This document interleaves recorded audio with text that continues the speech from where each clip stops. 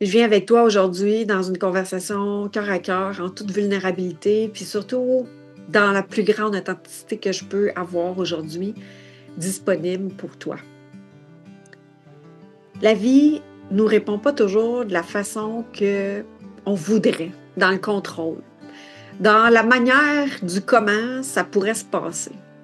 La vie nous réserve des surprises qui viennent parfois nous choquer, qui viennent parfois basculer des nouvelles perspectives, qui viennent créer un point de bascule intérieur. J'avais une conversation dernièrement avec une amie qui dit quand tu demandes la force, la vie va t'ébranler dans ta force pour voir à quel point tu peux développer encore plus de force. Et j'ai demandé dans les derniers mois, dans la dernière année, de justement être encore plus dans ma solidité, dans ma maturité, dans l'être lumineux que je peux être, découvrir encore plus mon essence, être encore plus dans mon authenticité. Et la vie m'a ébranlée. Il y a toujours le plan est toujours, c'est toujours, tu sais, je le nommais dans d'autres podcasts, je l'ai nommé dans d'autres épisodes où est-ce que tout est tout le temps parfait. Mais des fois, le tout est tout le temps parfait, tu es exactement à la bonne place, tu vis exactement la bonne chose, puis tu vis exactement ce qui était prévu dans le grand plan. Mais parfois, ça vient brasser intérieurement, ça vient éveiller de la colère, ça vient éveiller de la frustration. Et tu te demandes pourquoi. Puis, à travers le parcours, ça demande justement le parcours de la vie, l'expérience de la vie sur Terre. Ça demande de revenir en soi, à la maison, à l'intérieur de toi. Et dans les 3 dernières semaines, dans les 2 dernières semaines, la vie nous a ébranlés, moi et ma famille. Il y a eu la perte d'un être cher. Et cette perte-là, ce décès-là, en fait, dans la matière, dans le physique, il y a eu ça a brassé. Ça a tellement brassé que tout ce qui était à observer de moi ou dans la situation, puis là, c'est selon mes apprentissages à moi, puis c'est ça que j'ai envie de te partager parce que chaque personne peut le vivre complètement différemment. Et moi, je te parle de mes compréhensions, puis surtout de la découverte que je fais à travers le parcours. Euh, je peux capter l'invisible, je peux capter les énergies, je peux capter la perception de ce qui nous entoure. Donc, le corps physique, c'est une expérience et quand il y a un choc, il y a un tremblement de terre, ça vient brasser à l'intérieur de soi le tremblement de terre. Tu sais, c'est comme quand la terre est shakée, ça vient brasser la maison. Tu sais. Puis cet événement-là était un déclencheur pour moi. Il était un déclencheur d'observation de mes abîmes, de mes ténèbres, de mes bas-fonds. Où est-ce que, tu sais, c'est comme si les bas-fonds, ils ont remonté, tu sais, puis ça m'a permis de les voir en plein visage. Et je me suis vue être dans le sauveur, d'être dans l'hyper-exigence envers moi-même. Je me suis vue être, vouloir aider, euh, mais dans l'incapacité, dans l'impuissance, en fait, de le vécu de tout et chacun autour de nous, tu sais. Et le seul travail qui m'a demandé à être fait dans cette expérience-là, parce que c'est une expérience qui a été hyper contractante, qui a brassé des croyances, qui a brassé des schémas, qui a brassé des fonctionnements, qui a aussi venu ébranler des points de vue de qu'est-ce que c'est la vie, des points de vue sur des espaces où ce que c'était prioritaire, puis qu'aujourd'hui, tout a été transformé. Et ça va continuer, j'en suis certaine, parce que c'est venu brasser la cabane à un point de dire tout ce qui n'était pas solide, tout ce qui était inutile, tout ce qui était fragile dans le futile, c'est venu là, le shaker là, dans une puissance fois, dans l'échelle de l'histoire, fois 1000, c'est vraiment là, un grand tremblement de terre qui vient brasser si tu le choisis, des choses à l'intérieur de soi, parce qu'on peut rester accroché à l'extérieur, puis rester dans la situation de l'environnement, mais avec le chemin qu'on fait dans le podcast, dans les épisodes, dans ce que je vous partage, c'est de revenir à la maison. C'est un déclencheur qui vient éveiller ce qui est déjà vivant en toi. Donc, ça fait juste amplifier qui tu es déjà. Ce que j'observe, c'est que, tu sais, que tu gagnes à la loterie ou que tu vives une perte ou une perte d'emploi, que ton chum te laisse. Il y a des situations, des fois, qui viennent, qui sont parfois même le décès, des pertes d'êtres chers. Ça vient brasser ce qui existe déjà en toi. Donc, ça vient mettre en lumière ce qu'il y a à observer.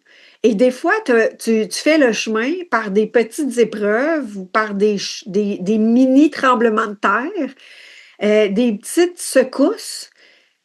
Mais là, c'est comme c'est venu craquer vraiment un espace en moi pour aller observer ce qui était déjà là, mais qui était confortable, dans la tolérance, dans le chemin de c'est un fonctionnement que je connais, qui est là, omniprésent, qui fait en sorte que je valse avec à des niveaux plus ou moins intenses, plus ou moins présents, pas tant à ma conscience. C'est un grand espace qui a été transformé. Donc, tu sais, c'est moins là. Tu te dis, OK, je continue à avancer. Et ce que j'ai observé, c'est que tous les espaces où j'ai pu être dans le sauveur, dans la victime, dans l'hyper-exigence, que ma blessure de castration, qu'une blessure de castration était présente, que l'envahissement émotionnel pouvait être présent, puis que là, tout ça a ressorti fois mille. On est hyper stimulé dans des rencontres comme celle-là, et là, ça vient comme de tout bord, de tout côté, être des déclencheurs. Ça veut dire que ça vient brasser, c'est comme si j'étais dans une machine à laver là, puis là, ça finit bousculer, bousculer, bousculer, bousculer. Et tu le vois-tu, tu regardes-tu, t'observes-tu, et là, quand le tourbillon commence à être vraiment là, c'est comme si je suis toute échymosée dans mon corps. Imaginez, tu sais, dans la séquence de l'hypersensibilité, c'est comme si tu as des échymoses dans ton corps physique. Et là, tu as le choix. Tu as le choix d'aller observer, d'accueillir qu'est-ce qui est là.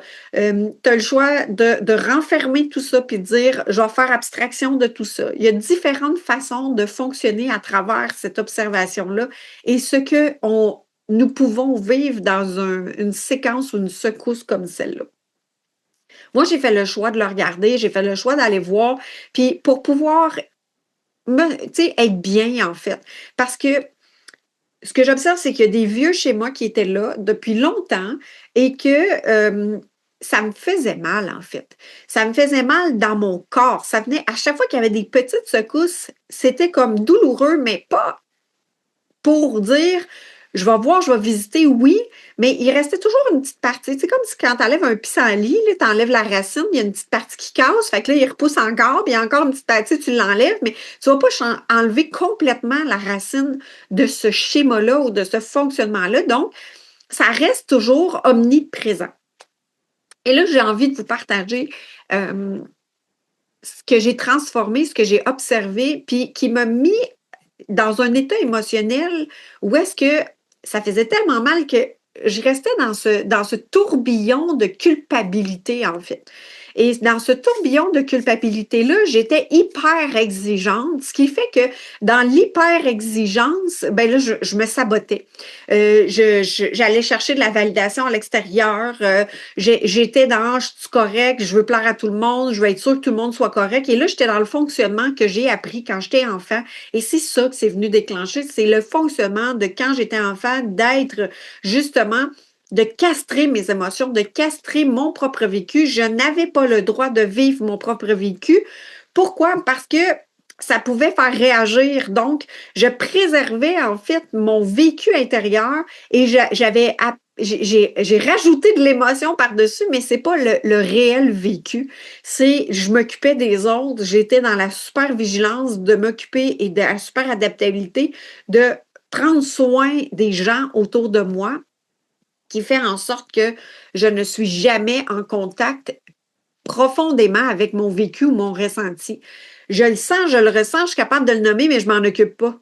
Ce qui fait que je repars dans OK, il faut que quelqu'un d'autre a besoin de moi, fait que j'y vais. Et à un moment donné, ça devient étouffant. Puis en plus de ça, c'est que ça devient castrant, dans le sens que j'ai plus d'espace, j'étouffe. Il y a un moment d'étouffement, en fait, à travers ça. Donc, la prise de conscience, c'est que la blessure de castration, c'est que dans notre enfance, l'émotion que tu vivais ou ce que tu ressentais n'avait pas de place. Donc, c'était étouffé. Pleure pas, tu n'as pas le droit d'être dans cette intensité-là parce que ça dérange. Tu ne peux pas vivre ce que tu as à vivre dans ton enfance parce qu'il y a une conséquence. Donc, tu vas castrer tes émotions, tu vas castrer ton ressenti, tu vas t'étouffer en fait complètement, te couper de ton vécu. Et là, il y a deux façons, il y a deux pistes, là, en fait, il y a un Y à partir de là. Moi, j'étais dans je casse mes émotions, mais j'embarque l'émotivité par-dessus. Donc, et c'est comme si j'avais je camouflais mes émotions, mais ça me mettait tellement dans un étouffement que je pleurais tout le temps. Fait qu'à partir de plus fort que moi, je pleurais, j'étais émotive ou j'étais dans la colère, mais il y avait tout le temps une émotion très forte qui explosait sans nécessairement aller connecter à mon vécu, sans nécessairement aller pouvoir identifier ce qui était là puis m'occuper de cet espace-là, c'est-à-dire d'aller prendre soin de mon espace, de nommer les choses, d'exister. J'étais toujours dans l'invisible, j'étais toujours cachée, j'étais toujours dans je castre qui je suis et je n'existe pas. Fait que quand l'émotion était sortie, que je pleurais par-dessus l'émotion qui était vraiment réellement là dans ce que j'avais besoin de nommer, mais que je nommais pas, mais là, j'avais l'attention, donc à partir de ça, là, je pouvais m'occuper des autres. Fait que je glissais tout de suite dans je m'occupe des autres parce que, bon, j'ai pleuré par-dessus ce que j'avais à nommer, mais là, je restais tout le temps à l'extérieur, je restais tout le temps à prendre soin des autres, puis je ne me permettais pas de vivre ce que je vivais. Et l'autre chose, c'est j'enfouis puis j'avance. Fait que je reste avec le lourd fardeau, mais j'avance. J'avance, puis c'est comme si j'avance comme un gros paquebot dans la glace où est-ce que, tu sais, ça casse de la glace, là. Ben, dans cet espace-là, où est-ce que il n'y a pas la conscience, dans le fond, de ressentir ce que tu ressens de ce que tu vis. Puis tu fonces, tu avances, puis tu dis, ben là, je m'en occuperai plus tard ou c'est pas important de m'en occuper, fait que j'avance toujours. Donc, il y a vraiment ces deux aspects-là, hyper émotifs ou hyper dans le contrôle. Et ça cache exactement la même chose, c'est-à-dire l'émotion, le ressenti, le vécu en lien avec un besoin non satisfait qui fait en sorte que ça crie à l'intérieur de soi. Donc, on rentre dans le faire et dans avoir plus d'attention envers les autres, d'aller chercher de l'approbation, de se nourrir plus, donc être dans l'addiction de la nourriture, de l'alcool, la drogue, du sexe, de la surentraînement, de boulimie de connaissances, tu remplis ton cerveau. Il n'y a jamais de pause, en fait, parce que si tu fais une pause dans tout ça, soit dans l'énervement de l'émotion, en fait, le débordement émotionnel, ou bien dans le faire, bien, si tu fais la pause, tu ressens ce qui est inconfortable, puis tu ne veux pas aller là, fait que tu continues à avancer. Donc, puis dans mon fonctionnement, où est-ce que j'étais émotive, où est-ce que j'avais l'impression d'étouffer pour avoir de place, bien, c'est comme si, en plus, je venais me mettre la pression par-dessus ça. Donc, j'étais hyper exigeante dans l'exigence de l'autopunition, de me couper de mon senti, puis en plus, j'exige encore plus de moi. Donc, je dois trouver le pourquoi je me sens coupable, je dois répondre à j'étais dans les obligations et dans l'hyper-exigence du pourquoi je me sens de même parce que je veux continuer à avancer. Fait que je me mets la pression d'avancer en plus d'être hyper exigeante envers moi-même.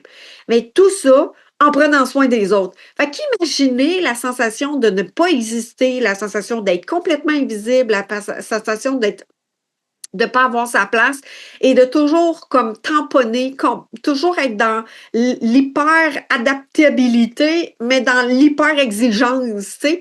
Fait que là, c'est comme tu deviens un soldat, tu deviens une guerrière de soumise à l'environnement extérieur. Et là, ça demande un chemin de conscience sur qu'est-ce qui est là, qu'est-ce qui est présent pour aller ressentir, pour aller vraiment descendre en bas de l'émotion ou en bas du je me pitche dans quelque chose pour pouvoir accomplir et faire, pour endormir mon vécu. Et dans ces deux aspects, c'est de s'arrêter pour relaxer, pour respirer puis aller ressentir. Et je vous dis, c'est full inconfortable. C'est full inconfortable, mais en même temps, la contraction qui est là est tellement, elle fait tellement mal que c'est un choix de dire je l'anesthésie, je l'endors pour ne pas la ressentir ou j'y fais face, je l'observe, je l'accueille, je respire dedans, je m'accorde cet amour-là pour moi pour ensuite passer ce moton-là, tourbillon qui est inconfortable, pour ouvrir, pour décontracter, pour ensuite revenir à toi. Et là, ça va demander, moi, ce que j'ai observé, c'est que ça demande de voir justement les schémas. Ça demande de voir si tu as été dans la victime, dans le bourreau, dans le sauveur.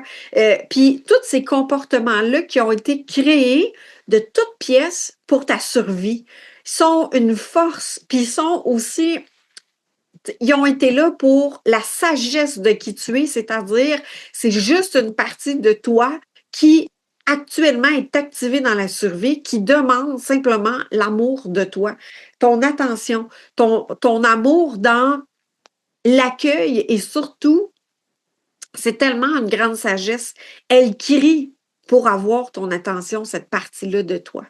Et il n'y a personne d'autre que toi, mais parfois, ça demande de justement être soutenu, accompagné dans un environnement sécuritaire pour pouvoir aller la rencontrer, cette partie-là, parce que ça peut faire peur, ça peut être est-ce que j'ai la force, le courage, mais surtout, est-ce que je vais savoir trouver le chemin d'apaisement à travers cet espace-là? Et j'ai envie de dire que quand il y a un amour inconditionnel à travers ces parties de nous-là qui ont marché un chemin pour la survie, qui ont marché un chemin de continuer à avancer dans ces douleurs-là, dans ces souffrances-là, c'est tellement d'aller les embrasser, c'est tellement d'aller les aimer, ces parts-là, parce qu'ils ont tout à te révéler. Ils savent justement le chemin euh, les balises, lorsque tu glisses dans ce sauveur-là ou cette victime-là, ils ont les balises de oups, attends un petit peu, c'est inconfortable, on connaît ce chemin-là, et ils te ramènent dans justement, dans ton élan spirituel de connexion avec ton cœur. Et dans ce chemin-là, j'ai observé que j'avais confondu la performance avec l'hypervigilance, la performance avec l'hyper-exigence. Donc, j'étais dans l'hypervigilance de m'exiger de toujours être là pour les autres, pour acheter la paix, pour, pour être aimé, pour ne pas être rejeté, pour ne pas être abandonné, euh, pour plaire, mais surtout dans le rôle du sauveur de vouloir tellement pour l'autre, tu sais. Donc, il y avait comme une sensation d'être utile en étant dans ce chemin-là. Et quand j'observe, j'ai une petite fille de 1 an, 2 ans, 3 ans, 4 ans, 5 ans, 7 ans, puis elle a des fois 10 ans, 11 ans, 12 ans, puis elle a trouvé ce fonctionnement-là pour ne pas être abandonnée. Par contre, aujourd'hui, elle demande de briller, donc c'est d'observer cette part-là de nous et de la transformer pour laisser justement le bourgeon, la fleur, la nouvelle floraison de se révéler dans qui tu es, dans ta posture de solidité, d'accueil, de bienveillance, de responsabilité en rapport à ton propre vécu. Donc, tout l'extérieur, c'est des déclencheurs. Donc, que ce soit la température, que ce soit la perte d'un emploi, que ce soit des situations euh, drastiques, les maux, les malaises, les maladies, c'est toutes des déclencheurs. La réaction des gens, où est-ce que tu vois quelqu'un te dire, nommer des choses ou être de telle façon avec toi, puis là, la personne a réagi et elle te projette ça sur toi, ce n'est que des déclencheurs. Ça n'excuse pas les comportements, ça n'excuse pas de tolérer ça. Par contre, c'est d'observer ce que toi, tu vis. Et ce que ça vient réveiller, ce que ça vient révéler de toi dans un fonctionnement d'inconfort qui demande justement, parce que ton corps le sait, ton corps a une énergie qui est vivante, qui, elle, se souvient, même si peut-être toi, tu ne te souviens pas du vécu, mais ton corps, lui, il est marqué au fer chaud. Puis c'est d'aller, souvent, cette blessure-là vient se révéler à toi dans des moments de déclenchement. Donc, des fois, ça peut être simplement de... Des fois, moi, je peux voir ça gros, tu sais, je peux voir ça tellement énorme, je peux voir ça tellement d'une façon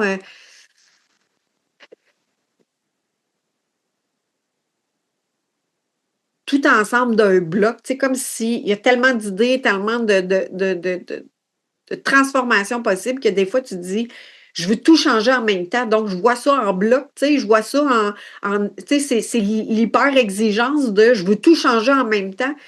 Et parfois, on oublie, en fait, toutes les transformations qui sont déjà marchées, tous les points de bascule, les nouveaux regards. Et j'étais prise dans un certain tourbillon, justement, de culpabilité, de honte de ne pas être aussi solide que j'aurais pensé l'être, de honte de ne pas être capable, justement, d'apaiser mes parties quand que des gens réagissent ou je peux ressentir la subtilité de tout ce qui était là. Et de prendre pour acquis que c'est moi qui ai créé ça. Et ça, c'est une partie totalement victime de moi qui se responsabilisait de la réaction des autres. Et dans cette perspective-là, je restais victime et je restais dans un tourbillon de victimes, en fait, de c'est à cause de moi, c'est moi qui n'ai pas été correct, c'est moi qui ai fait une faute, c'est moi qui. La culpabilité et la honte étaient tellement présentes que j'en avais même du dégoût de cette partie-là de moi. Et qui faisait en sorte que je faisais pas la différence dans la responsabilité de chaque personne de son vécu versus que c'est comme si j'étais la cause, donc la responsable du dégât qui se crée autour de nous, tu sais.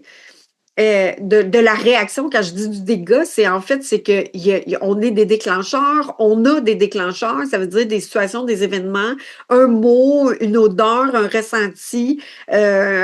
Il peut y avoir une parole, un ton de voix, un geste qui fait en sorte que ça vient activer, ça vient réallumer un vécu de notre enfance entre 0 et 7 ans, 0 et 12 ans, où est-ce que tu t'es forgé dans une façon de faire et que tu peut-être n'as jamais été revisité ou tu n'as jamais apaisé cette partie-là de toi qui fait en sorte que tu vis avec ce fonctionnement-là, avec la super protection que tu en as créée.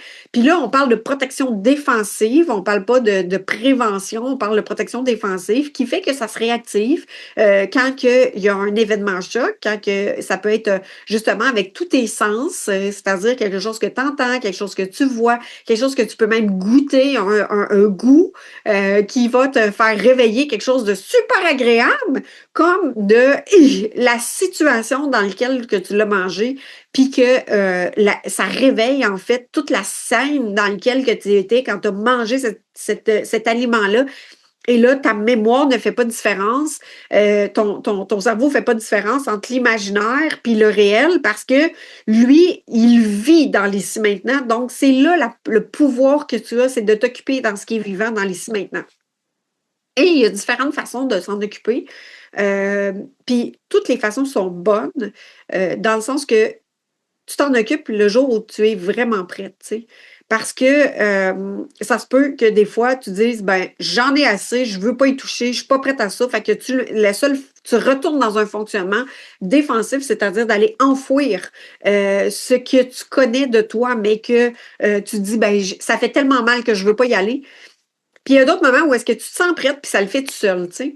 Et pour moi, c'était ça. Je me sentais prête, malgré que j'ai allé valser dans la victime, dans cet espace-là de culpabilité, où est-ce que je prenais tout sur moi, en fait, toutes les réactions de tout le monde, qui faisaient en sorte que là, un moment donné, j'ai perdu le cap, là, tu sais, c'était tellement intense, c'était tellement comportement par-dessus comportement, déclencheur par-dessus déclencheur, où est-ce que j'étais absorbée par tout ça, qu'à un moment donné, ça fait comme, OK, là, j'en peux plus, je suis saturée. Et dans cette saturation, ben, j'ai dû justement aller observé mon vécu, mais je suis restée dans le mécanisme de réaction pendant un certain temps, 3, 4, 5 jours, où est-ce que je me suis dit à quel point j'étais pas bonne, j'étais pas correcte, j'étais pas à la hauteur, je me suis dévalorisée, je me sentais inférieure, je me suis tapée sur la tête, je me sentais coupable, où est-ce que j'ai pas dit la bonne chose, j'ai pas dit de la bonne manière, j'ai été...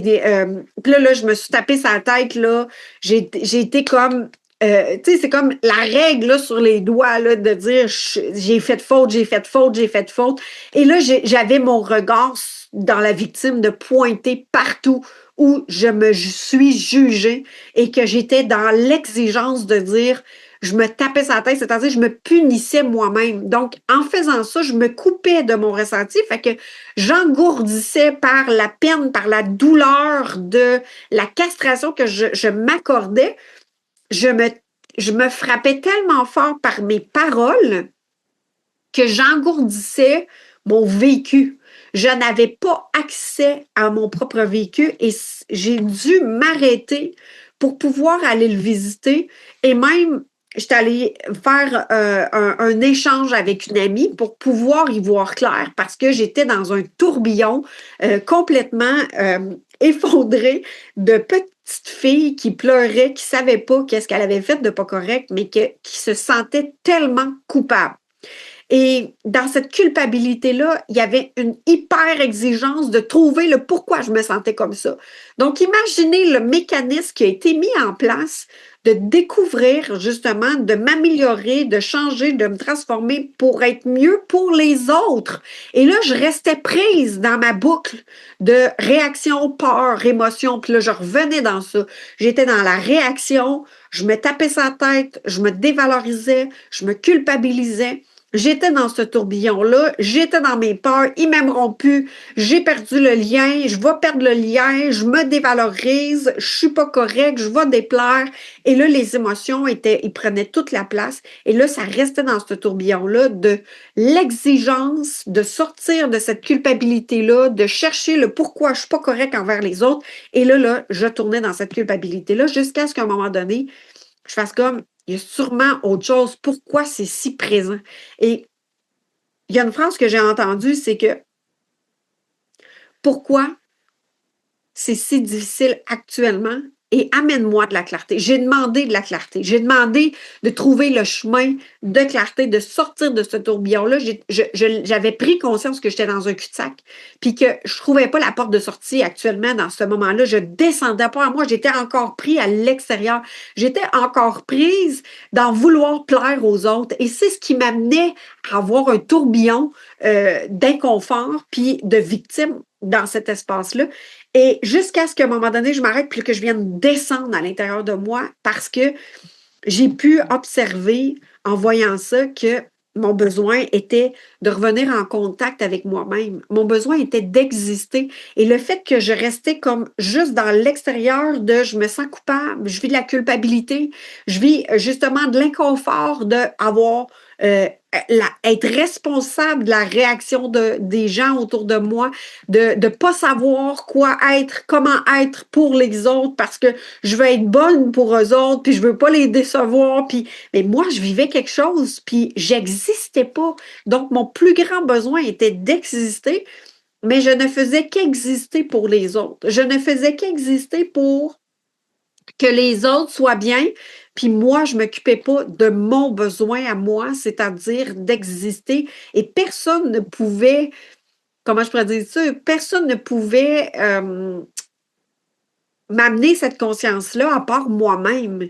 Et c'est quand j'ai fait l'échange avec, justement, une personne avec qui je fais un parcours, justement, dans l'Académie Freedom, qui m'a amené à juste me permettre de nommer ça, de m'arrêter et d'observer que j'étais dans un cul-de-sac et que je ne voyais que les pistes où est-ce que je me tapais sur la tête et que j'étais dans mon fonctionnement de responsable de la réaction des autres.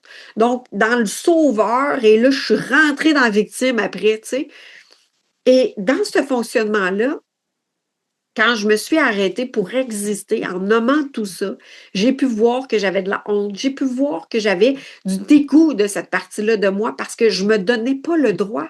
Parce que le souvenir de ma petite fille, elle avait pas le droit de pleurer. Puis on se posait tout le temps la question pourquoi elle pleurait, puis j'avais pas de réponse parce que je savais pas le faire le chemin. J'avais 5 ans, j'avais 3 ans, et je ne savais pas le pourquoi je pleurais parce que je captais probablement les ressentis, les émotions et les non-dits de tout ce qui était vivant autour de moi.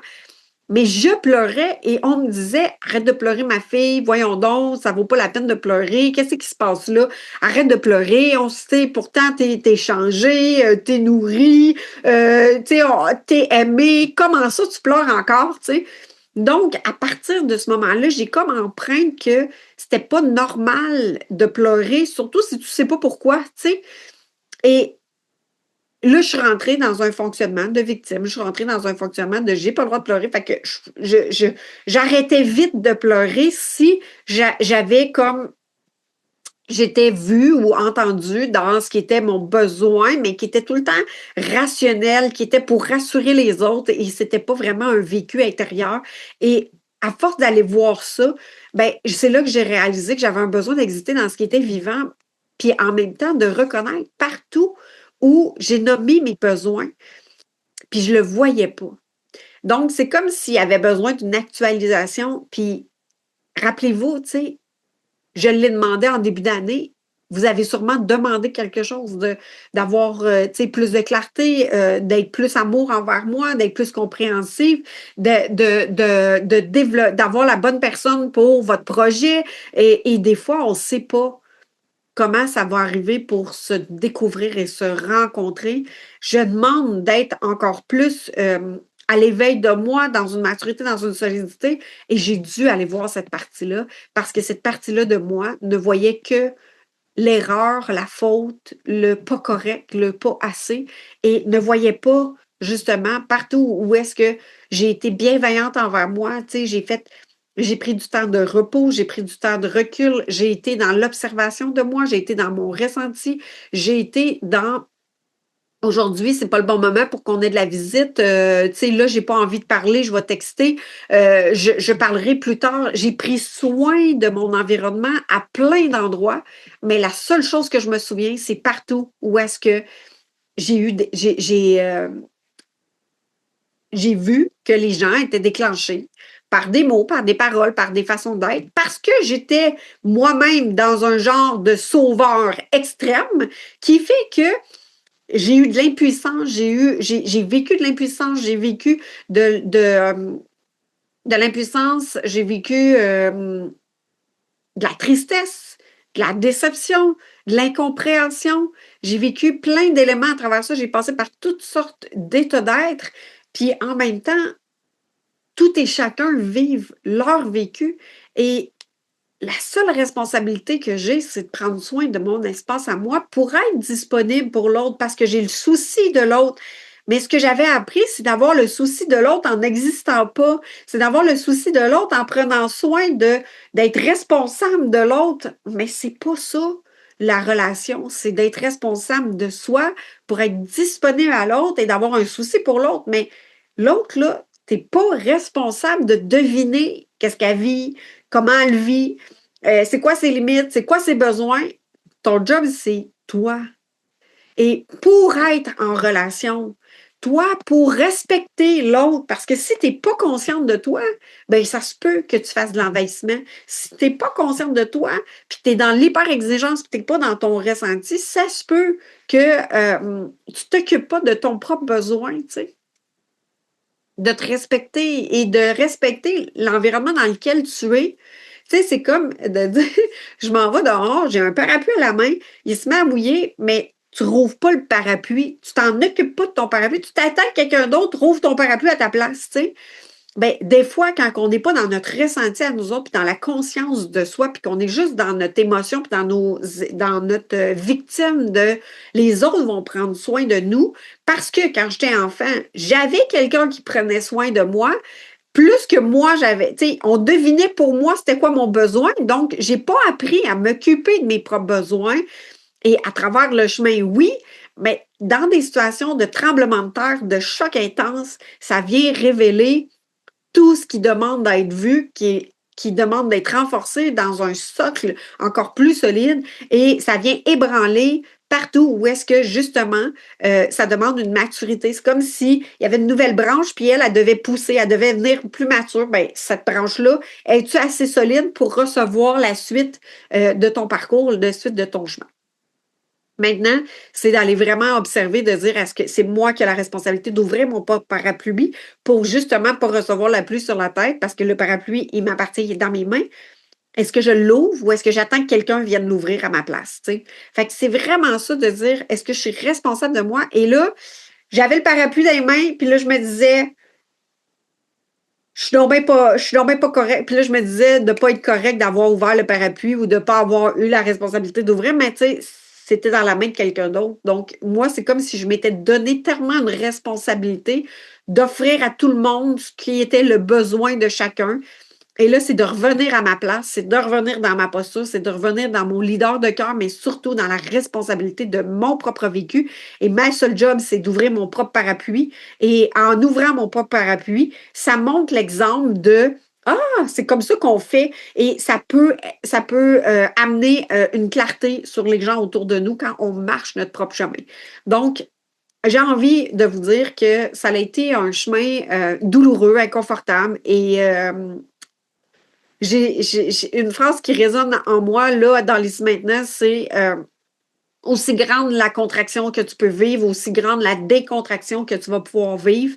Et quand tu es dans la contraction, tu es en train de découvrir de toi, tu es en train d'apprendre de toi, tu es en train de dévoiler qui tu es. Parce que quand on est dans la contraction, il va y avoir automatiquement dans le chemin de la vie une décontraction parce que la naissance se fait comme ça, tu sais, contraction, décontraction. L'hiver, c'est une contraction. Au printemps, on décontracte et les fleurs vont pousser.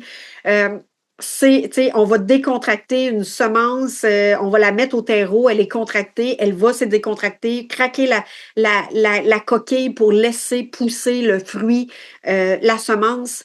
Vous comprenez le principe. Pas besoin de donner d'autres exemples, mais vous voyez à quel point, justement, la vie, elle est contraction, décontraction, et parfois, on contracte et on se conforte dans cette contraction-là et qu'on continue à avancer dans cette contraction-là.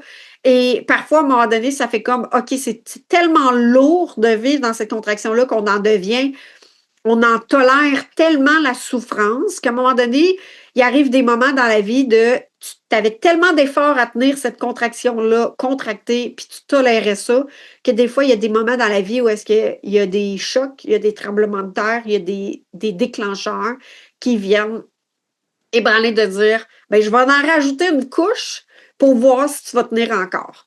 Et à ce moment-là, c'est, pour moi, ça a été de relâcher parce que c'était trop lourd de tout porter ça encore et encore et encore. Et mon chemin, c'est d'être encore plus authentique, d'être encore plus dans ma connexion de vulnérabilité, de reconnaître encore plus qui je suis, dans mon essence, dans ma couleur, dans ma divinité. Maintenant, ça fait partie de mon chemin.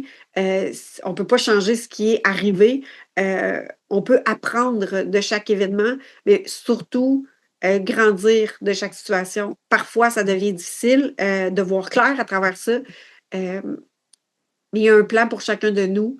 Puis je me dis que chaque étape qu'on est en train de vivre, c'est de se rapprocher de l'amour de soi, de la foi, de la connexion avec le plus grand que soi, parce qu'on est guidé, en tout cas moi, j'ai la foi que nous sommes guidés, qu'on a exactement dans le conscient ou l'inconscient les bonnes expériences ou les justes expériences, j'ai envie de dire, pour pouvoir être encore plus libre d'être qui nous sommes. Et ça passe parfois par des pertes d'amour, des relations qui se terminent, des emplois qui arrêtent de façon impromptue. J'ai déjà eu un syndic de faillite qui a fermé l'entreprise. J'arrivais le matin, puis la porte était fermée, puis on n'avait plus d'emploi sans être averti. Et ça l'a révélé que je suis partie à mon compte à ce moment-là, dans cette situation-là. Il peut y avoir aussi des moments où est-ce que il y a des gens qui nous quittent de façon spontanée et ça vient justement révéler qui nous sommes dans ces événements-là pour découvrir encore plus la connexion cœur à cœur avec les humains, l'accueil de tout et chacun à travers qu'est-ce qu'on vit. Et ça ne fait que révéler ce qui est déjà en nous, chaque situation, chaque étape, chaque moment de notre vie. Et c'est un sujet délicat que chaque personne le vit différemment. Mais ici, c'est ce que moi j'apprends de cette situation-là pour être une personne encore plus authentique, encore plus amour, puis encore plus de respect de moi pour le respect des autres. Et s'aimer, aimer et être aimé fait partie aussi de la responsabilité de se découvrir et de se soutenir soi-même et de devenir dans la maturité de ses propres émotions, de ses propres ressentis, de son vécu pour pouvoir s'ouvrir. Et chaque personne le vit de façon unique. À toi de découvrir à travers tout ce que je te partage aujourd'hui, quel fonctionnement est-ce que tu as qui demande justement d'être observé, d'être accueilli, d'être apaisé pour être encore plus libre de qui tu es, pour sortir de la cachette de toi-même, pour être encore plus dans ta liberté d'être toi, de t'aimer encore plus. Puis quand je dis encore plus, c'est pas plus dans une comparaison, mais plus dans l'entièreté, plus dans l'unité, plus dans j'ai rejeté des parts de moi, puis quand je les accueille, ces parts d'ombre-là me permet d'être unifiée, d'être moins dans la séparation, moins dans le jugement de moi, dans la critique. Ça me permet de mieux me voir, de me reconnaître et quand on se reconnaît, bien, on attire justement le regard qu'on porte sur nous, ce qu'on vit à l'intérieur de nous se magnétise à nous. Parce que ce que tu vois, tu le vois. Ce que tu vois en toi, tu le vois aussi à l'extérieur de toi. Donc, des fois, c'est un reflet qui fait mal parce que tu ne veux pas voir cette partie-là de toi. Mais parfois, quand tu es prête, ben, ça demande de l'amour pour pouvoir aller plonger dans cette partie-là de soi. Et ça n'a pas besoin de durer pendant des mois. Tu sais, chaque instant est unique, donc c'est vraiment de vivre dans le mouvement. Quand je dis que tu pas besoin de vivre ça pendant des mois, la souffrance, la contraction, la douleur, tu n'es pas obligé de rester dedans pendant des mois. Plus tu vas t'accueillir dans ce qui est sans le juger, plus on va avoir le mouvement de contraction, décontraction, comme les battements d'ailes d'un oiseau ou tout simplement les bourgeons qui se transforment et qui vivent un cycle de régénération année après année par le cycle des saisons, le cycle des bourgeons, des fleurs, des feuilles, des fruits et que ça vient nourrir notre terreau pour ensuite recréer cette abondance-là parce qu'elle est toujours là et c'est aussi vivant en nous. Je ne sais pas si ça te parle, ça résonne pour toi. Et je suis sensible à toute personne que ça peut éveiller des souvenirs ou des mémoires en lien avec des gens qui sont plus dans le corps physique aujourd'hui.